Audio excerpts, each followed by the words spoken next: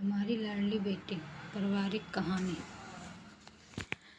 शाम को आते हुए राशन लेते आना और हाँ वरना स्कूल में फीस भरनी है, उसके लिए पैसे देते जाओ। बीवी की इस मांग पर जेबें उल्टी करके दिखाने के सिवा बड़े के पास कोई दूसरा उत्तर नहीं था।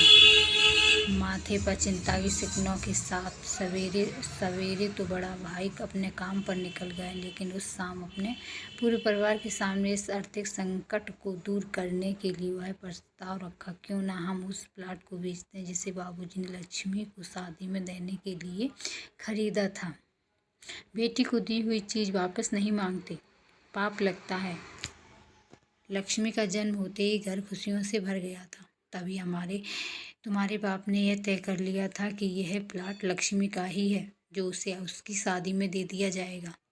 माँ ने अपना विरोध जताते हुए कहा, कौन सी बेटी? वो बेटी जो प्रेम विवाह कर घर की इज्जत को खाक में मिला गई और पिताजी की अंतिम यात्रा में भी शामिल नहीं हुई। बेटे ने टोंट मारते हुए कहा। काफ़ी विवाद के बाद सोच विचार के बाद सब इस बात से सहमत हुए कि पड़ोस के मोहल्ले की लक्ष्मी की दोस्त को बुलाकर लक्ष्मी को घर आने का न्योता दे दिया जाए। अगले दिन सुबह से गली के नाके पर खेल रहे बेटे भाई के लड़के की बुआ आ गई की आवाज़ सुन घर वाले चौकन्ने हो गए। दोनों भाई मन में द्वेष और नफरत के साथ उसको घर आने के लिए कहें इसी दुविधा में थे।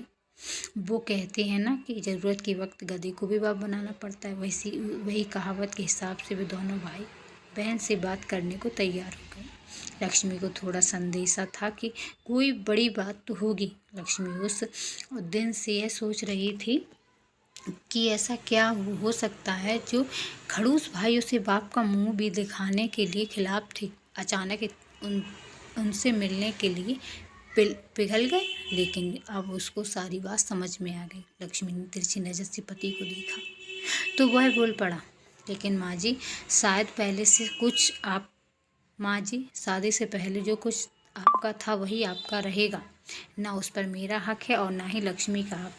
किसी भविष्य में हमें आपको चिंता करने की कोई ज़रूरत नहीं है, वह प्लाट आपका ही है। सुबह से अपने जीजा से नजरें चुरा रहे दोनों भाई ने अब अपने जीजा को अच्छे से देखा। सुबह प्लाट के कागजात पर बहन के दस्तखत लेकर काम खत्म किया जाए यह तय हुआ। सब इस मीटिंग को ख़त्म कर उठ ही रहे थे कि टीवी पर अनाउंसमेंट हुआ कि आने वाले 21 दिनों तक देश में लॉकडाउन लगाया जा रहा है। लक्ष्मी के पति ने फ़ोन पर बात करते हुए कहा, अब हम क्या करेंगे लक्ष्मी? कल ही बस भी रद्द हो गई हैं और 21 दिनों तक कोई बस नहीं है, हम तो फंस गए हैं। दोनों भाई छूट की सब्जी और फल बेचा करते थे। कुछ दिनों में ही लॉकडाउन के चलते और कोरोना वायरस के चलते लोगों ने उनसे सब्जियां और फल खरीदना बंद कर दिए। पहले से खराब उनकी आर्थिक स्थितियाँ ज़्यादा खराब होने लगी और वह मन ही मन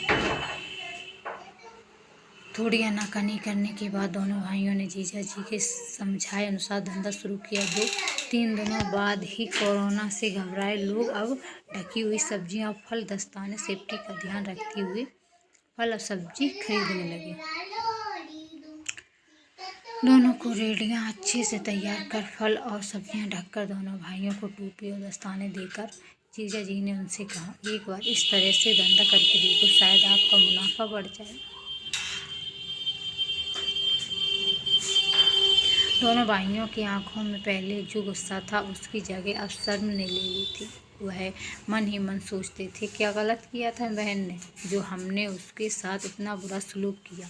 शादी तो की थी और शादी करने से पहले हमें बताया भी था।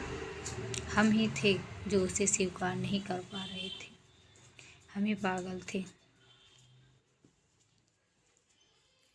सभी की आंखों में आंसू, खुशी के आंसू आ गए और माँ ऊपर देखकर बोली, देखा आपकी लाडली ने आज फिर हमारा घर खुशियों से भर दिया है। अगर ये आपको कहानी पसंद आई हो